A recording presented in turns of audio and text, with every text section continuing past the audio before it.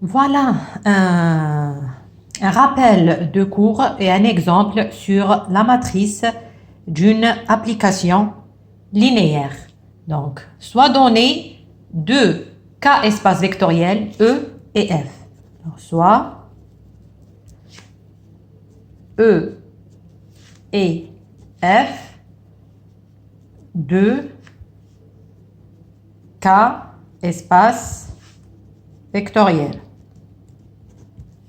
Dans notre cours, le K, c'est le R, les réels, l'ensemble des nombres réels. Alors, tel que la dimension de E est égale à P et la dimension de F est égale à N. Et F, une application linéaire de E vers F. Si on prend B, une base de E, alors, soit donné aussi B, base de E, de l'espace de départ, tel que B, C, U1, U2 jusqu'à UN, et B' est une base de F, l'espace d'arrivée, tel que B' c'est V1, V2 jusqu'à Vn. Alors, quand il vous demande, alors vous avez une application linéaire de E vers F, la dimension de E est égale à P. Alors, pardon, ici, la dimension de E est égale à P, donc la base, c'est jusqu'à UP. La dimension de F est égale à N, donc jusqu'à les vecteurs, on prend un vecteur. Donc, ici, on a une application F de l'espace E vers l'espace F. E est de dimension P. F est de dimension N. On a une base du départ, c'est la base B, c'est la base des UI. Une base d'arrivée, c'est la base B', c'est les vecteurs VI. Alors ici, quand il vous demande de donner la matrice associée à cette application linéaire relativement aux bases B, B', alors la matrice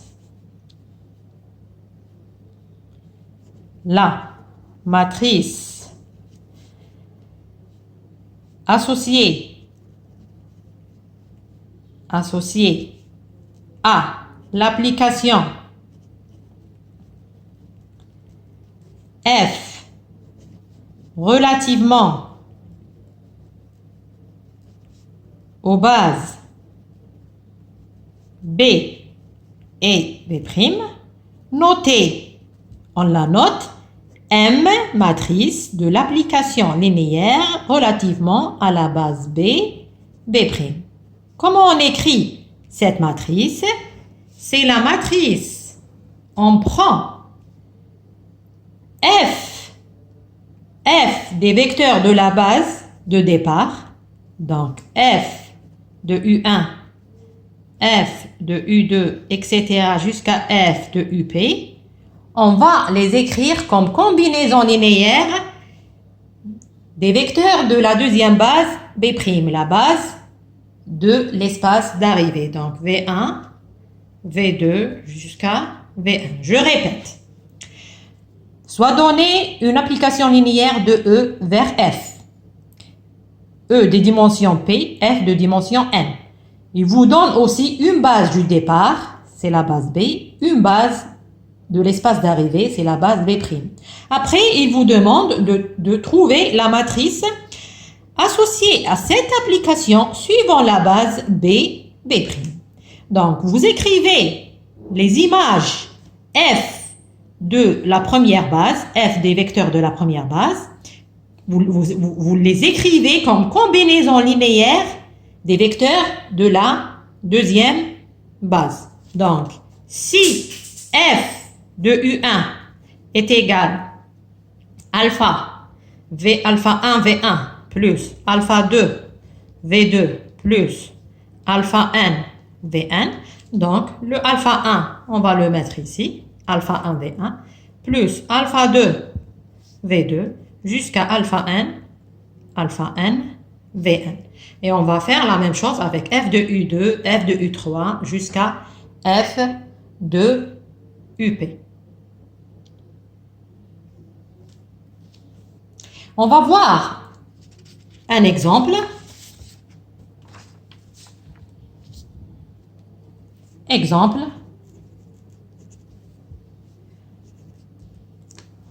Soit donné l'espace de départ, donc soit F, une application R3 comme espace de départ, R2 comme espace d'arrivée, à X, Y, Z, F de X, Y, Z est égal à X plus Y moins Z, 2X moins Y plus Z. Donc ici, c'est quoi la question? Donner la matrice associée à l'application F relativement à la base B', tel que il vous donne, bien sûr, il vous donne l'expression de l'application et il vous donne les bases, la base de départ, la base d'arrivée. Ici, les bases canoniques. On va prendre les bases canoniques. B, la base canonique de R3. B', la base canonique de R2. Il faut connaître les bases canoniques parce que des fois, on les donne pas dans l'exercice. Donc, vous faites attention. Donc, la base canonique de R3, la base B, la base canonique de R3, toujours la première base, c'est le départ, la deuxième base, c'est l'arrivée. La base canonique de R3, c'est le E1, 1, 0, 0, E2, 0, 1, 0, E3, 0, 0, 1. La base B', toujours base canonique, donc B et B', c'est les bases canoniques. J'ai pas de place, c'est les bases canoniques de R3, respectivement de R3, R2. B, base canonique de R3, B', base canonique de R2, c'est donné. Il vous donne l'application linéaire et les deux bases pour écrire la matrice. Ici, la question, c'est donner la matrice associée à l'application F relativement à la base, aux deux bases B'. B', c'est toujours la base canonique de R2, donc c'est des vecteurs à deux composantes. E2, c'est le 0, 1. Voilà. Alors, on va écrire MF de B', je vous ai dit tout à l'heure, c'est l'image de la première base. F de, ici, de E1, il n'y a pas de virgule, hein. F de E1, j'écris une matrice. F de E2, F de E3. Je vais écrire les images de la première base comme combinaison linéaire de la deuxième base qui est E1, E2. Alors, on calcule F de E1, j'ai l'expression de mon expression de l'application. Donc, F de E1, F de E1, ça veut dire F de 1, 0, 0. C'est-à-dire le X est égal à 1, le Y et les Z, les autres sont égaux à 0. Donc, ça va me donner 1 et 2. Y égale 0, Z égale à 0. Donc, et le X égale à 1, donc 1. 2 fois 1, c'est 1, 2.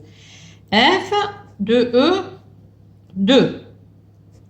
E1, E2, c'est la base canonique de R3. Donc, c'est F de 0, 1, 0.